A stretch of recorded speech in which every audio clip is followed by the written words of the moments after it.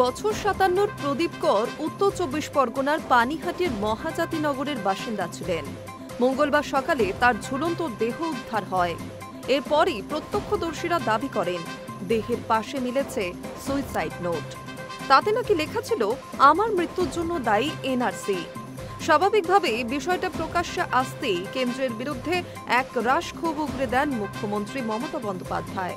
বলেন, বিজেপির ভয় ও বিভাজনের রাজনীতির ফল এই মৃত্যু। মঙ্গলবারই মন্ত্রী চন্দ্রিমা ভট্টাচার্য গিয়েছিলেন মৃতের বাড়িতে।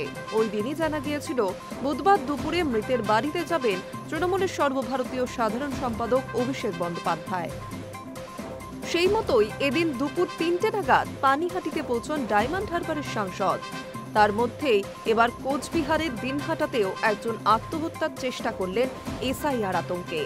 পরিবারের দাবি, ২০০২ সালের ভোটার তালিকায় নামের বানান ভুল থাকায় তা নিয়ে আতঙ্কে ছিলেন বছর ৬০-এর বৃদ্ধ খায়রুল শেখ। সেই আতঙ্ক থেকেই আত্মহত্যার চেষ্টা তার। দিনহাটার এই ঘটনাতেও সরব হতে দেখা গেল অভিষেক বন্দ্যোপাধ্যায়কে। এদিন পানিহাটির প্রদীপ করের মৃত্যুর দায় কেন্দ্রীয় স্বরাষ্ট্রমন্ত্রী অমিত শাহ ও জাতীয় মুখ্য নির্বাচন কমিশনার জ্ঞানেশ কুমারের। মৃতের বাড়িতে দাঁড়িয়ে এভাবেই ফের ফুঁসে উঠলেন তৃণমূলের সর্বভারতীয় সাধারণ সম্পাদক অভিষেক বন্দ্যোপাধ্যায়। স্লোগান তুললেন, জাস্টিস ফর প্রদীপ কর। প্রতিশ্রুতি দিলেন, প্রদীপ করের দোষীরা শাস্তি পাবে। এটা কাকতালীয় নয়। আজকে যে দিনহাটায় ঘটনা ঘটলো, এটা কি কাকতালীয়? গত ২-৩ মাস আগে আপনারা দেখেছেন কলকাতায় রিজেন্ট পার্কে নেতাজি নগরে ২ জন আত্মহত্যা করেছে। এসআইআর ঘোষণা হওয়ার পর থেকে এদের মৃত্যুর জন্য একমাত্র দায়ী হচ্ছে অমিত শাহ আর জ্ঞানেশ কুমার। আমরা মানুষের শক্তি নিয়ে রাস্তায় নামবো। গতকাল তৃণমূল কংগ্রেস মিছিল করবে এই পানিহাটিতে। সারা বাংলা জুড়ে একটাই স্বর, জাস্টিস ফর প্রদীপ কর। এই স্লোগানকে সামনে রেখে কালকে মিছিল হবে এবং আগামী দিন আমি আবার আসবো এখানে, কথা দিয়ে গেলাম।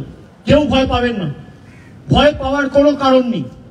স্থানীয় যারা জনপ্রতিনিধি আছে তাদের সাথে যোগাযোগ করুন। মমতা ব্যানার্জি সরকার থাকতে আর মমতা ব্যানার্জি বেঁচে থাকতে একটাও প্রাণ আমরা অকালে যেতে দেবো না। এটা আমাদের দায়িত্ব এবং দায়বদ্ধ। এদিন পানিহাটি থেকে রাজ্যবাসীকে আতঙ্কিত না হওয়ার পরামর্শ দিয়েছেন অভিষেক বন্দ্যোপাধ্যায়। তিনি বলেন, হাত জোর করে অনুরোধ করব, ভয় পাবেন না, আমরা এখনো বেঁচে আছি। যারা বছরের পর বছর এই রাজ্যে আছেন তাদের বাংলাদেশি বলে তাড়ানো হবে এত সহজ নয়।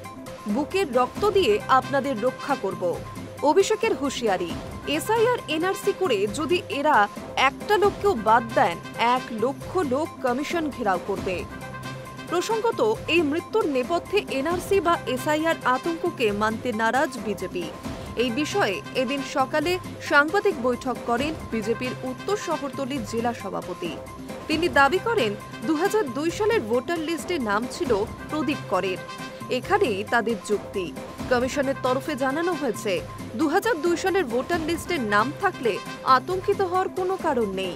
তাহলে দেশ ছাড়া হওয়ার ভয়ে আত্মহত্যা করবেন কেন প্রদীপ?